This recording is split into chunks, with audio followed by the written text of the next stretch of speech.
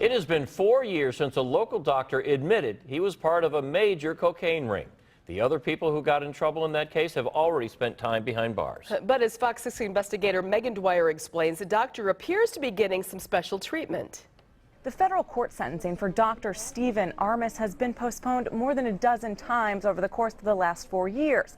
And he's managed to stay out of prison so far for one reason.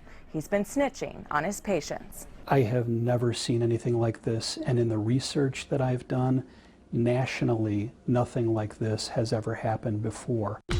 Dr. Steven Armus was so addicted to cocaine, he offered to be the bank for one of Wisconsin's biggest drug dealers. At one point, he bought $30,000 worth of coke, sometimes paying for it with checks drawn on the account of his former medical practice. He even sold coke to other local doctors, but that was years ago. So why didn't he lose his medical license? And why has he never been sentenced to prison? Obviously, the doctor was looking to help himself, and no one seems to care how he was doing that. Pat Cafferty and Denise Hertz McGrath are both defense attorneys who were hired by some of the doctor's former patients. Both of them are outraged. They have been embarrassed publicly as a result of this. Those patients were all charged with state drug offenses after they gave Dr. Armus cocaine. But here's the kicker.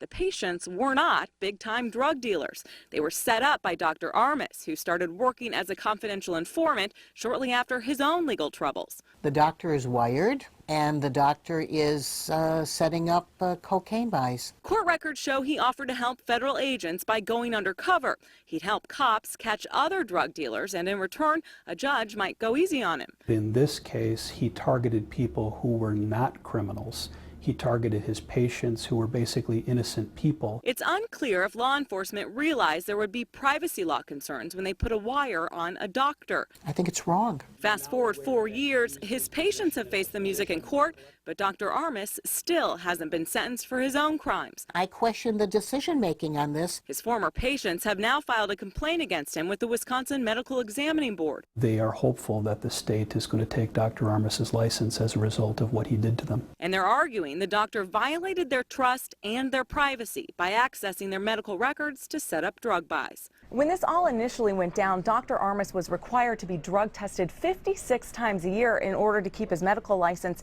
He did that. He's now clean and sober. And in 2014, the Medical Examining Board removed all restrictions on his medical license. He is allowed to practice here in Wisconsin now.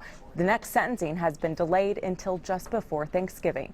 For the Fox 6 investigators, I'm Megan Dwyer.